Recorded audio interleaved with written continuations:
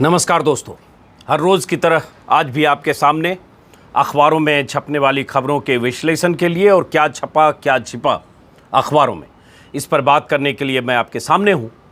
अपनी बात शुरू करने से पहले दोस्तों, करीब 1 महीने पहले मैंने हर रोज़ इस तरह का वीडियो बनाना शुरू किया था और आप सब लोगों ने जितना हौसला बढ़ाया इसके लिए आप सबका शुक्रगुजार हूँ। 1 महीने में लाखों लोगों ने मेरे इस वीडियो को देखा जो हर रोज़ मैं ये अपलोड करता हूँ। बाकी वीडियो की बात नहीं कर रहा हूँ, अभी सिर्फ अखबार वाले वीडियो की बात कर रहा हूँ। और अब मैं एक बार फिर अपील करूँगा बात शुरू करने से पहले कि आप में से जिन साथियों ने सब्सक्राइब नहीं किया है मेरे इस यूट्यूब चैनल को जो अजीत अंजुम के नाम से है, तो आप सब्सक्राइब करें ताकि मेरी बात ज़्यादा से ज़्यादा लोगों तक आपके ज़रिए पहुँचे। क्योंकि ऐसे दौर में जब मीडिया एक तरफा हो रहा है तो दूसरे तरफ की खबरें भी आनी ज़रूरी है और बीच का भी कई बार कोई रास्ता होता है, उस रास्ते को भी कई बार मैं खंगालने समझने की कोशिश करता हूँ। तो शुरू करते हैं दोस्तों।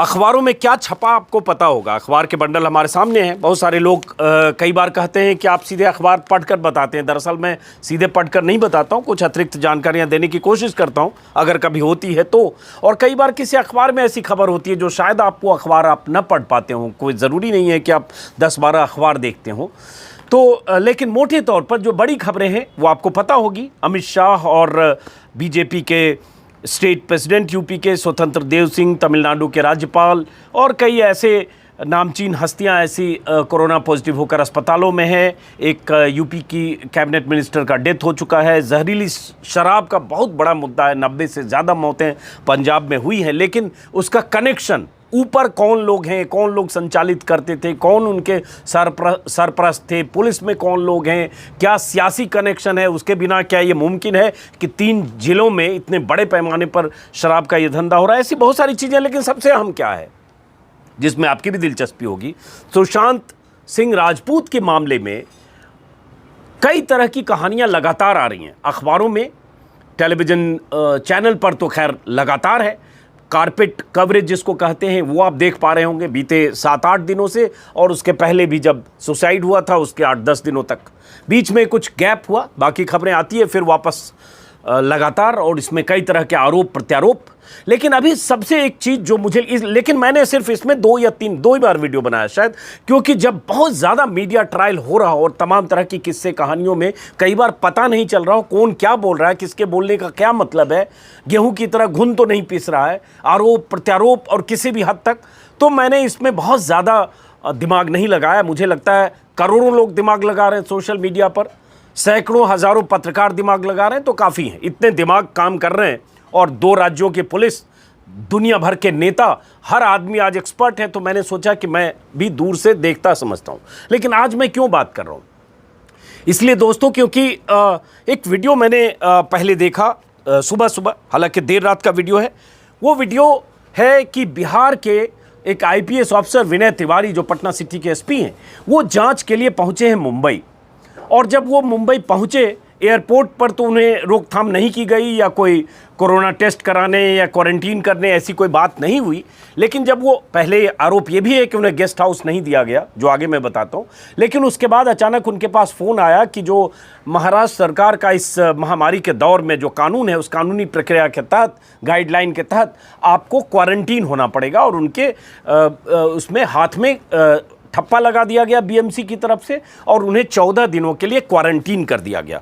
मैं चाहता हूं वीडियो देखें और इसके बाद बात करें, क्योंकि इसी से बवाल नया शुरू हुआ है। बिहार के DGP ने क्या कहा, देर रात तक, 1 बजे रात तक ट्वीट करते रहे। आज सुना है वो मीडिया से बात करेंगे, लगातार वो बात तो कर ही रहे हैं। तमाम तरह की चुनौती, चेतावनी और बहुत सारी बातें DGP आरोप के साथ भी मीडिया के सामने आ रहे हैं। लेकिन मैं चाहता हूं एक बार पहले आप ये देखें 25 सेकंड का वीडियो।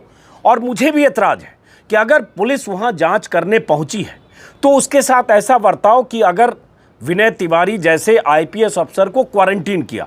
और अब सवाल इस क्वारंटीन पे क्यों है वो मैं आगे करूँगा, लेकिन पहले ज़रा सुनिए वीडियो।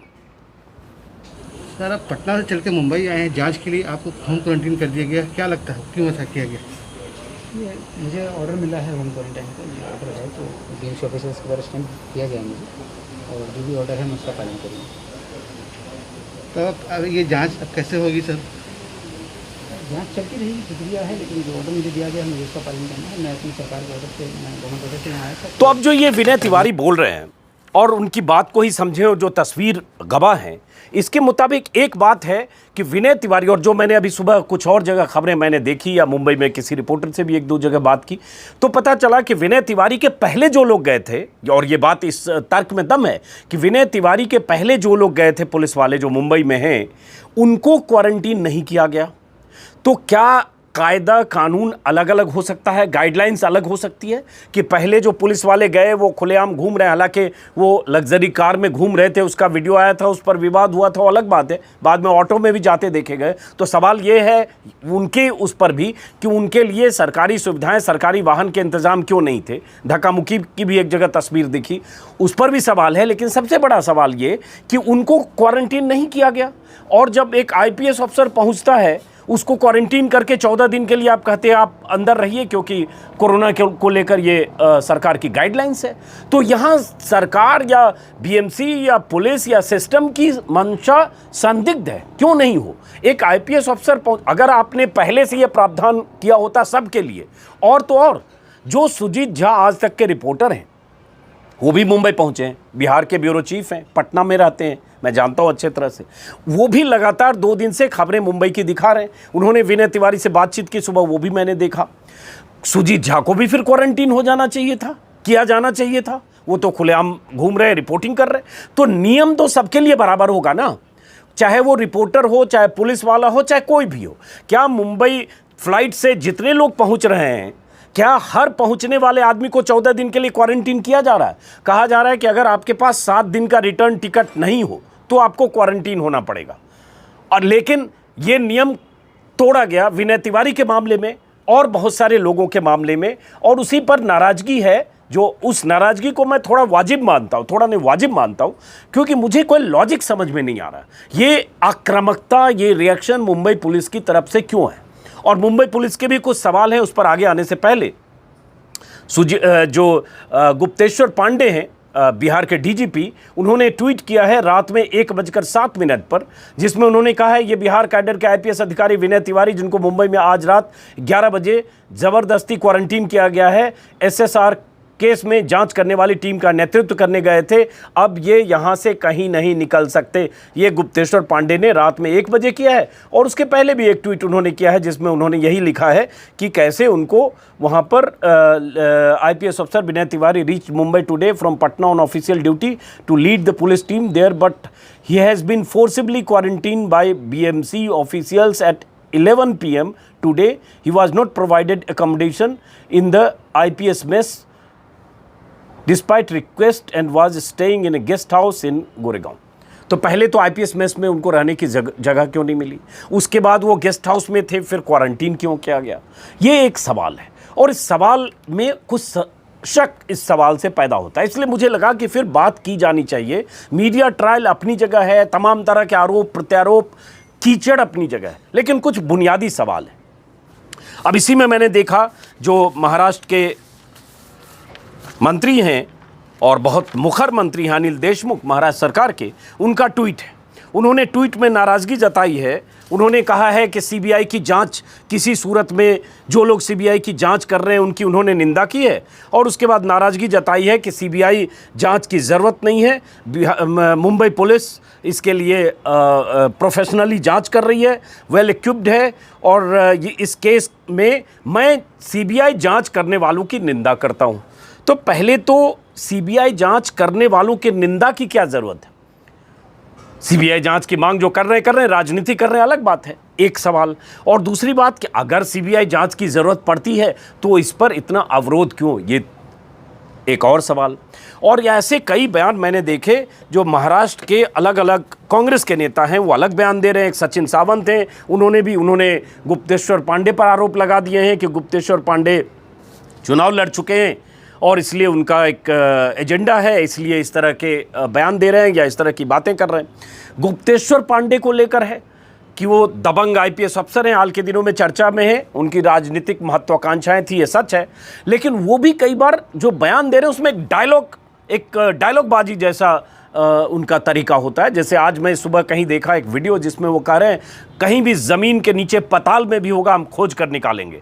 तो ये पताल में होगा, खोज कर निकालेंगे, जो भी दोषी आरोपी होगा, ये थोड़ा डायलॉग, ये पुलिस के डीजीपी को इस तरह के भाषण देना, ये लगता है भाई बिहार में कितने लोग जमानत पर छूट कर भाग गए, कितने अपराधी बाहर हैं, कितने नहीं पकड़े गए, क्या सबको पताल में खोज लिया गया?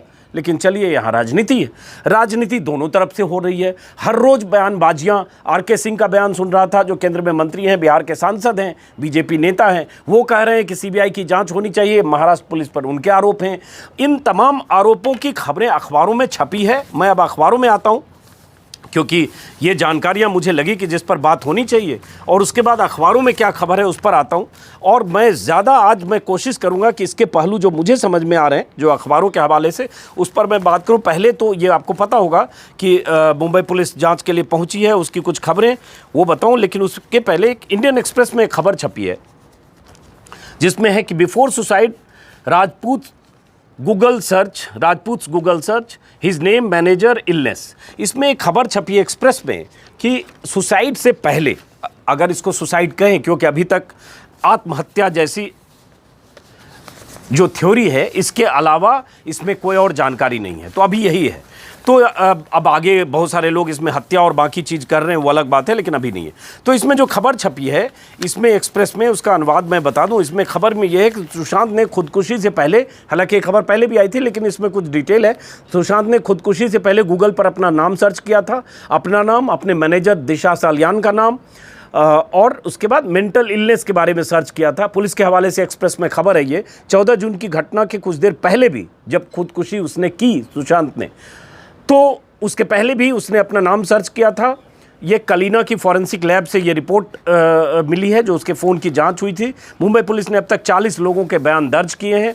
ये एक्सप्रेस के हवाले से मैं आपको खबर बता रहा हूँ। किसी अधिकारी के हवाले से एक्सप्रेस ने यह भी लिखा है कि सुशांत को अंदाज़ा था कि दिशा सालियान की मौत के मामले में कहीं उन तक स्पेकुलेशन करता हुआ मीडिया न पहुँच जाए। शायद ये एक वजह रही होगी कि वो ये सब सर्च कर रहे होंगे, इससे भी उनकी स्थिति बिगड़ी हो। ये आकलन है किसी पुलिस सोर्सेज के हवाले से। पुलिस के हवाले से लिखा है कि उनकी मानसिक अवस्था ठीक नहीं थी और जिन लोगों से उनका इलाज हो रहा था उनसे भी पूछताछ की। सुशांत के घर में रहने वाले सिद्धार्थ पिठानी, जिनका बयान आप लगातार टीवी पर देख रहे होंगे, कुक, केयरटेकर, इन सब से भी बातचीत के आधार पर पुलिस की तरफ से दावा किया गया है कि जब सुशांत की तबीयत ठीक हो गई तो दवा खाना उसने बंद कर दिया था।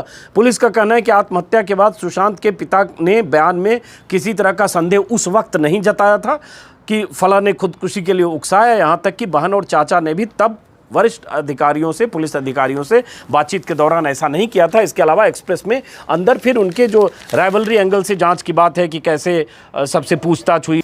इस खबर को माने तो इस खबर से ऐसा आभास हो रहा है कि खुदकुशी की जांच मुंबई पुलिस के दावे के हिसाब से वो सही कर रही है। लेकिन शक सुबह, जो मैंने कहा, वो शक सुबह नियत पर पैदा करते हैं। अब जरा कुछ खबरें जो अखबारों में छपी वो बता दूं और फिर बाकी खबरों पर आऊँगा। बहुत सारे लोगों को मैं जानता हूं कि आप में से कुछ लोगों को एतराज़ होगा कि इस खबर पर इतना वक्त देने की ज़रूरत क्या है, और इसलिए मैंने वक्त दिया नहीं है। लगभग 1.5 महीने हो गए, मैंने सिर्फ 2 वीडियो बनाए। लेकिन जब ये खबर बड़ी हो रही हो और तनातनी की स्थिति हो रही हो 2 राज्यों की पुलिस में, और मैं ये भी कई बार लगता है कि 2 राज्यों के डीजीपी आपस में बात करके कोई रास्ता क्यों नहीं निकालते हैं? क्या महाराष्ट्र पुलिस इस तरह से जिद पर क्यों अड़ी है? क्यों नहीं भाई कोई आईपीएस अफसर गया, उसे बुलाते और वरिष्ठ अधिकारी जो उस इलाके के डीसीपी थे मिलकर बात करते और उसके बाद पूरी पारदर्शिता के साथ एक दूसरे को फाइल एक्सचेंज करते और उसके बाद बात करते। अब वही डीजीपी ने अभी कहा है कि हमारे पास एफएसएल की रिपोर्ट नहीं है, हमारे पास पोस्टमार्टम की रिपोर्ट नहीं है, हमारे पास घटनास्थल का वीडियो नहीं है, हमें मुंबई पुलिस ने किससे पूछताछ की है ये नहीं बता रही है। ये सारे आरोप बिहार के डीजीपी ने लगाए हैं। तो ये आरोप प्रत्यारोप क्यों? क्योंकि इसमें राजनीति है, चुनाव का वक्त है। तेजस्वी यादव भी बयान दे रहे हैं, बीजेपी तो बयान लगातार दे रही है। सीबीआई जांच की मांग बीजेपी के दर्जन भर नेताओं ने की है, पटना से लेकर दिल्ली तक, केंद्रीय मंत्री से लेकर बिहार के मंत्री तक। नीतीश कुमार ने कह दिया परिवार चाहेगा तो हम जांच कराएंगे। परिवार ने अभी तक सीबीआई जांच की मांग नहीं की है, अभी तक नहीं की है। उसके बाद एक पिटीशन दाखिल हुआ था सुप्रीम कोर्ट में सीबीआई जांच की मांग के लिए, जिसको सुप्रीम कोर्ट ने खारिज कर दिया था, ये कहते हुए कि मुंबई पुलिस को जांच करने दें, और अगर आपको कुछ कहना है तो मुंबई हाई कोर्ट में जाएं। बात वहीं अटकी है। बाकी सारे लोग सीबीआई जांच की मांग कर रहे हैं, परिवार ने नहीं किया। मैं इस पक्ष का हूं, पहले भी वीडियो में कहा था कि अगर परिवार को लगता है सीबीआई जांच होनी चाहिए तो उनके शक या उनकी आशंकाओं के समाधान के लिए सीबीआई जांच में कोई हर्ज नहीं है। लेकिन सीबीआई पर सवाल हैं, वो अलग बात है, उस जांच में क्या होगा नहीं होगा। लेकिन फिलहाल, और यही सीबीआई है जिसको तोता और न जाने क्या कहा गया है। लेकिन आज चलिए सीबीआई, मैं तो फिर भी कहूँगा कि अगर परिवार चाहता है, परिवार का ऐसा कोई बयान आता है जो अभी तक नहीं आया, अभी इस पर सारे लोग, नेता लोग बयान दे रहे हैं, आरोप प्रत्यारोप, लग रहा है 2 सरकारें लड़ रही हैं, 2 डीजीपी लड़ रहे हैं, 2 राज्यों की पुलिस लड़ रही है। ये अभी की ताज़ा स्थिति यही है। एक पुलिस दूसरे को नाकारा बता रही है, दूसरी पुलिस का डीजीपी बिहार में कह रहा है ताल ठोककर हम पाताल से भी खोज निकालेंगे। तो ये कहानी चल रही है। अब ये अमर उजाला में है, मुंबई पुलिस ने नष्ट किए दिशा सालियान से जुड़े सबूत। उसके बाद रिया क्यों गायब है, ये सवाल है कि 4 दिन से रिया अपने घर में नहीं है। मुझे लगता है उसको सामने आना चाहिए, आई भी थी 3 दिन पहले, उसका एक वीडियो देखा था। अब डीजीपी कह रहे हैं कि वो क्यों गायब है। अब उस गायब होने के पीछे बहुत वजह हो सकती है। अब दिशा सालियान जो उनकी ये थी, मैनेजर थी, 1 हफ्ते पहले उसकी खुदकुशी या लाश मिली थी संदिग्ध हालत में, कहा गया खुदकुशी की, लेकिन उस खुदकुशी पर सवाल है। तो इस सवाल की जांच होनी चाहिए। उसके अलावा हिंदुस्तान में खबरें मैं बताता हूँ, दिशा सालियान को लेकर भी कुछ फ़ोटो कल वायरल हुए थे। मैं उस फ़ोटो में कोई पॉलिटिकल नेता भी थे, किसी और के साथ भी फ़ोटो थे। तो अब ये मैं नहीं जानता इसकी तथ्य क्या है, और कई बार मैं थोड़ा इस मामले में कमज़ोर भी हूँ, फिल्मी जानकारियों के मामले में, और कई बार व्हाट्सएप से मिलने वाली खबरों पर भरोसा करना भी मुश्किल होता है कि कौन सी खबर क्या है, कौन से वीडियो क्या है। पटना के एसपी अचानक मुंबई पहुंचे, सुशांत केस में सस्पेंस। यही खबर है कि सस्पेंस है, और उसमें बिहार पुलिस ने अब तक जो आरोप लगाया मदद नहीं हो रही है। और उसके बाद इसमें जानकारी, इसमें मुंबई पुलिस नहीं दे रही जानकारी, वही डीजीपी की खबर है। उसके बाद एक खबर जागरण में डिटेल से है, उसके बाद मैं सुशांत की खबर से निकलने के बाद बाकी पे आऊँगा।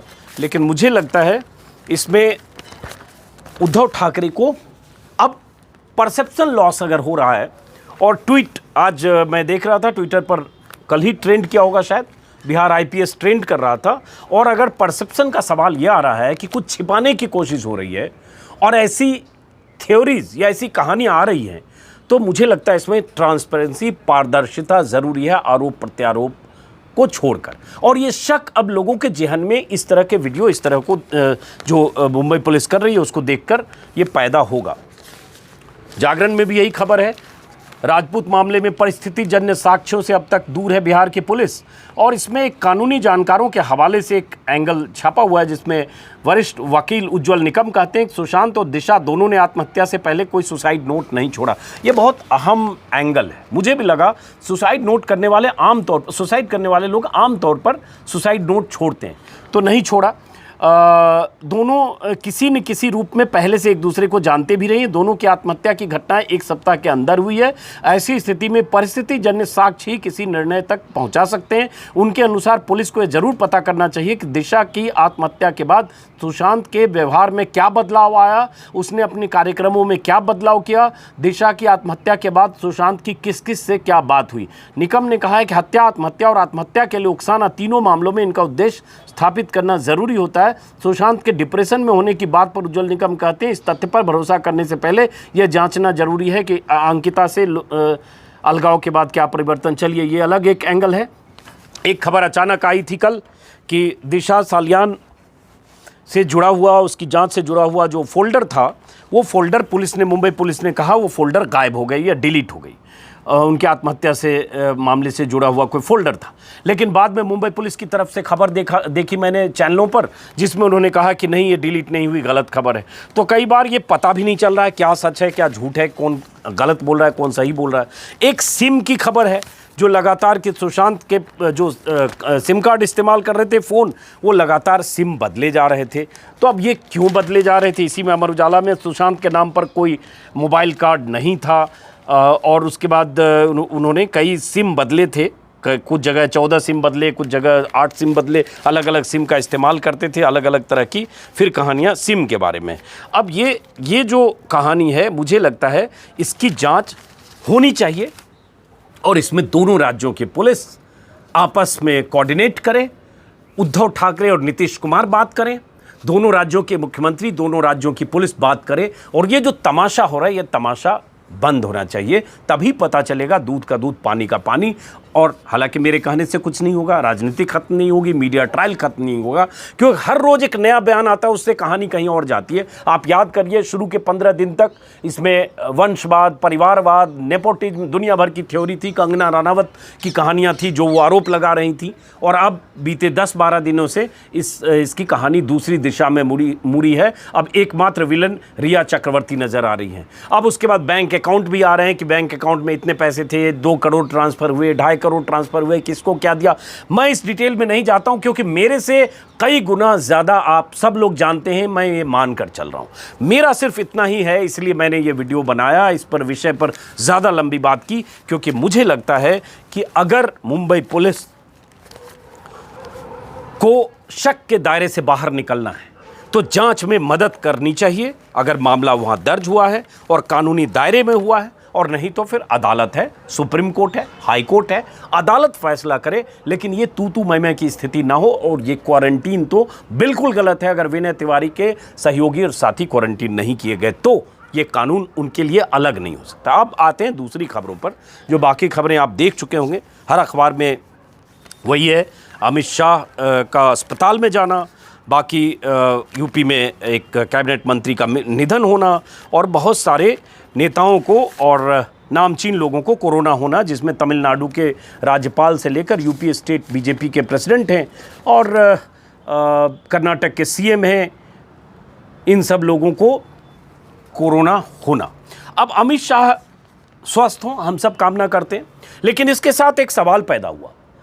ये सवाल पूछना भी जोखिम भरा है कि कोई जब किसी की सेहत खराब हो, लेकिन ये सवाल है, ये बुनियादी सवाल है कि देश के सबसे ताकतवर मंत्री और नेता हैं प्रधानमंत्री के बाद, उनके लिए तमाम व्यवस्थाएं एम्स में भी हो सकती थी, और एम्स देश का प्रीमियर इंस्टीट्यूट है।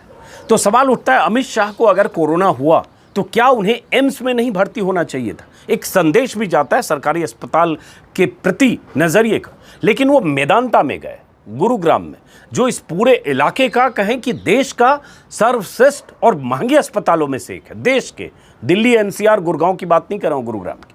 वहां वो भर्ती हुए।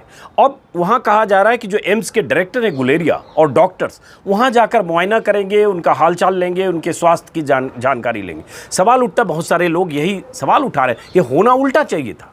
क्यों एम्स में होते, मेदांता या मैक्स या किसी और हॉस्पिटल के डॉक्टर्स आते तो देखते, लेकिन उल्टा हो रहा है। भर्ती वो प्राइवेट हॉस्पिटल में है और एम्स के डॉक्टर्स वहां जा रहे हैं। इससे एक लगता है कि जब आपको ही भरोसा नहीं है, एम्स पर भरोसा नहीं है, बड़े देश के सबसे बड़े अस्पताल पे नहीं है, तो देश के बाकी अस्पतालों का क्या हाल है?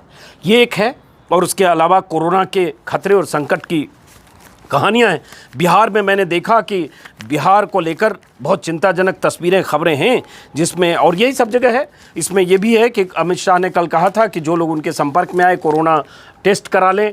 तो सरकार की तरफ से खबर, सरकारी सूत्र के हवाले से कल सब जगह आई कि वहाँ जब कैबिनेट मीटिंग हुई थी, जिसमें अमित शाह थे, प्रधानमंत्री भी थे, तो डिस्टेंस जो होना चाहिए, सोशल डिस्टेंसिंग और जितने प्रोटोकॉल हैं, सबका पालन किया गया था। इसका मकसद ये था कि बाकी लोगों को क्वारंटीन होने की ज़रूरत नहीं है। और आपको पता होगा कि 5 तारीख को प्रधानमंत्री अयोध्या जा रहे हैं। आपको पता होगा कि कल योगी ने अयोध्या जाना टाला, लेकिन अयोध्या आप जा रहे हैं, और उसके बाद सारी तैयारियाँ।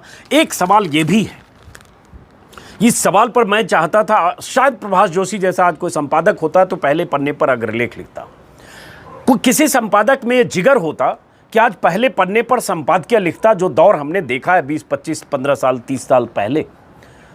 अगर देश में कोरोना का ये हाल है कि केंद्रीय गृह मंत्री कोरोना पॉजिटिव, यूपी कैबिनेट की एक मंत्री का कोरोना से निधन, यूपी बीजेपी के प्रेसिडेंट का कोरोना पॉजिटिव होना, कर्नाटक में राज्यपाल मुख्यमंत्री का कोरोना पॉजिटिव होना, और कई नेताओं का, अभिनेताओं का कोरोना पॉजिटिव होना, यूपी में लगातार कोरोना का विस्तार होना, या अब उसको आंकड़े पर थोड़ा दाएं बाएं जो कहें, लेकिन कोरोना का खतरा है, तभी टॉप में जो लोग बैठे हैं सुरक्षित, वहां तक कोरोना पहुंच रहा है।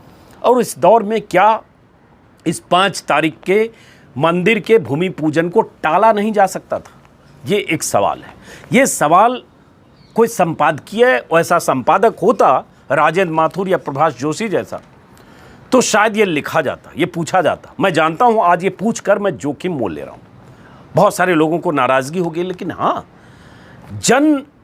जनता, जनजीवन, लोकतंत्र, उसमें कुछ सरकार की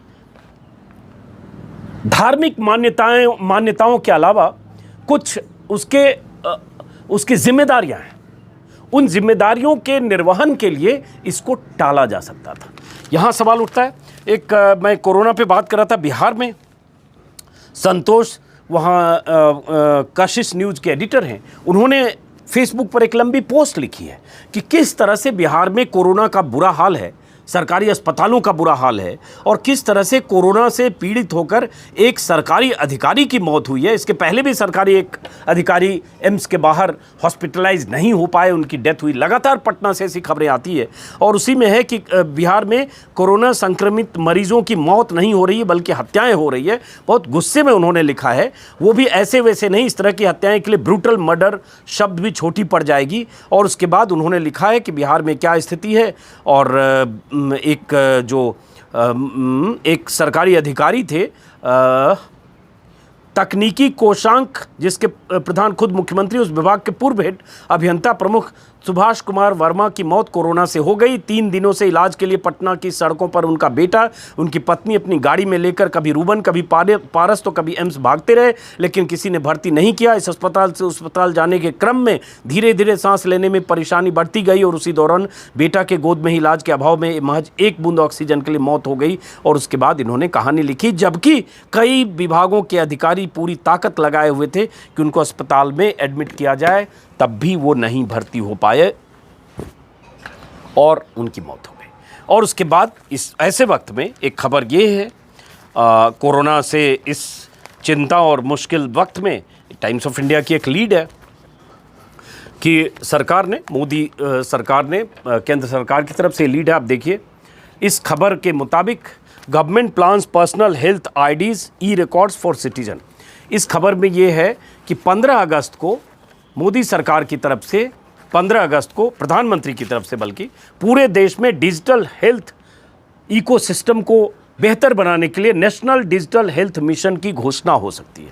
और इस घोषणा में क्या क्या होगा, इसमें पॉइंट लिखा हुआ है कि इसका मकसद क्या है, जिसमें डिजिटल हेल्थ सिस्टम को एस्टेब्लिश करना ताकि हर भारतीय का हेल्थ डेटा मौजूद रहे, पूरे देश में पर्सनल हेल्थ आईडी कार्ड हो, हेल्थ केयर हो, डीजी कार्ड हो, और दुनिया भर की चीज़ें, जिससे पता चले कि देश में हेल्थ सर्विसेज की क्या स्थिति है, हर इंडिविजुअल का हेल्थ डेटा हो। हालांकि इसमें गाइडलाइंस अभी जब आएगी तब पता चलेगा, लेकिन कहा जा रहा है कि प्रपोजल सैद्धांतिक तौर पर सरकार इससे सहमत है। अब पीएम इसको अनाउंस कर सकते हैं 15 अगस्त को। लेकिन इसके साथ एक सवाल उठता है कि ये digital data, national digital health mission घोषणा 15 अगस्त बहुत अच्छा भी लगेगा ऐसे माहौल में जब कोरोना से देश में कोहराम मचा है। लेकिन सवाल उठता है, इस तरह के अनाउंसमेंट और ज़मीनी हकीकत, क्या हम नहीं जान रहे हैं कि बिहार में क्या हाल है, या बाकी देश के हिस्सों में जो पीएचसी हैं, प्राइमरी हेल्थ सेंटर्स और सरकारी अस्पतालों का क्या हाल है? क्या हमने बीते 3 महीने में वो वीडियो नहीं देखे हैं अलग अलग राज्यों से, सरकारी अस्पतालों के, लखनऊ से लेकर चंडीगढ़ से लेकर अलग अलग शहरों के, कि कैसे स्ट्रेचर पर ऑक्सीजन सिलेंडर के बिना मरीज की मौत हो जा रही है, अस्पताल के बाहर मौत हो रही है। भागलपुर की वो कहानी हमने देखी थी कि ऑक्सीजन आईसीयू में नहीं था, सांस लेने के लिए मरीज को लेकर उसका जो परिजन था वो बाहर गया। ऐसी कहानियाँ एम्स के बाहर, पटना एम्स के बाहर दम तोड़ते लोग, पटना एनएमसीएच पीएमसीएच के बाहर परेशान और दम तोड़ते मरीज, अस्पताल में एडमिशन के लिए भटकते मरीज, और अस्पताल में पहुंचने के बाद बुनियादी सुविधाओं के अभाव में दम तोड़ते मरीज या परेशान होते मरीज। और मरीजों ने देश भर से ऐसे वीडियो बनाए। और तो और छोड़िए, दिल्ली में राम मनोहर लोहिया अस्पताल में क्या हाल हुआ, उस पर चैनलों ने अच्छा स्टिंग ऑपरेशन किया था इंडिया टीवी में, मैं तारीफ करूंगा। उस अस्पताल में किस ढंग से मरीज बुरे हाल में थे, वो तस्वीरें हमने देखी। तो दिल्ली के बड़े अस्पताल में यह हाल है, और उस बड़े अस्पताल में खुद अमित शाह भर्ती नहीं होते, वो मेदांता जाते हैं, मेडिसिटी जाते हैं। और जब देश के अस्पतालों का ये बुरा हाल हो, मैंने चिमकी बुखार के समय मुजफ्फरपुर देखा था, जो मुजफ्फरपुर में SKMCH नॉर्थ बिहार का सबसे बड़ा मेडिकल कॉलेज है, वहाँ बुरा हाल मैंने देखा था। वीडियो आप देख सकते हैं TV9 में, तब मैं एंकरिंग करता था, शो करता था। जब बड़े बड़े अस्पतालों का ये बुरा हाल है तो आप ये इस तरह का डेटा बनाएं, अच्छी बात है, पहल होनी चाहिए। कुछ ऐसी डेटा या ऐसी नई चीज़ जिससे लोगों को लगे कुछ हो रहा है, लेकिन बार बार बात होती है बुनियादी चीज़ों की। अभी भी सवाल शिक्षा नीति में बहुत सारी चीज़ें अच्छी है, बहुत सारे लोग तारीफ कर रहे हैं, लेकिन इम्प्लीमेंटेशन पर सवाल है। बहुत सारी योजनाएं अगर आप 2014 के बाद से देखेंगे, 50 योजनाएं, उन योजनाओं का ऐलान बहुत बाजे गाजे के साथ हुआ, लेकिन उन योजनाओं की खामियों पर कोई बात नहीं होती है। चाहे शौचालय योजना हो, चाहे उज्ज्वला योजना हो, चाहे किसान क्रेडिट कार्ड योजना हो, चाहे मेक इन इंडिया योजना हो, तमाम योजनाएं, उनकी खामियों पर बात ही नहीं होती कि शौचालय के नाम पर कैसे 3.5-4 करोड़ शौचालय देश में बने नहीं, लूट हो गया। 500 करोड़ का घोटाला मध्य प्रदेश में हो गया, पता चला शौचालय कहीं है नहीं, पैसे सरकारी खजाने से चला गया। अभी 10 दिन पहले बरेली में हुआ, 12 करोड़ रुपए ऐसे लोगों को दे दिया गया जिन्होंने न शौचालय बनाया न शौचालय ज़मीन पर है, और वो फिर पैसे वापस आ गए और जो बाबू और जो अफसर है सब ने मिलकर खा लिया। तो मेरा ये कहना है कि ऐसे मामलों में सरकार की नीयत संदिग्ध होती है जब इम्प्लीमेंटेशन की बात होती है, या कोशिशें कमज़ोर होती है। नीयत संदिग्ध मैं नहीं भी कहूँ तो कोशिशें कई बार कमज़ोर होती है। एक ये खबर है जिसका मेरा अपना ये आकलन था। अब जहरीली शराब पर एक अखबार ने, किसी ने संपादकीय लिखा है, और ये वाकई 80 लोगों की मौत बहुत बड़ी बात है। 80 ने 86 है, बल्कि जागरण ने संपादकीय लिखा है। हालांकि जागरण में एक दिलचस्प है, देखिए, एक पन्ना राष्ट्र श्री राम का है। इसमें राकेश सिन्हा से लेकर मनमोहन वैद्य तक जो RSS के हैं वो उन्होंने लिखा है। स्वयंसेवक संघ के सर कार्यवाह हैं। और ये फुल पेज यहाँ भी है, राम मंदिर और वहाँ तैयारियों पर 6 दिसंबर का जिक्र है। पहले पन्ने पर बाकी चीज़ें हैं। तो जागरण तो अब पूरे 3 दिन 4 दिन तक जागरण इसी पर करेगा। अब उसके पहले भी 91 92 में जागरण ने काफ़ी धूम मचाई थी अलग अलग वजहों से। खैर, तो ये जहरीली शराब का मुद्दा है, उस पर मैंने बताया। अब उसके बाद एक खबर बहुत दिलचस्प मैं देख रहा था यूट्यूबर को लेकर, देखता हूँ कहाँ है। और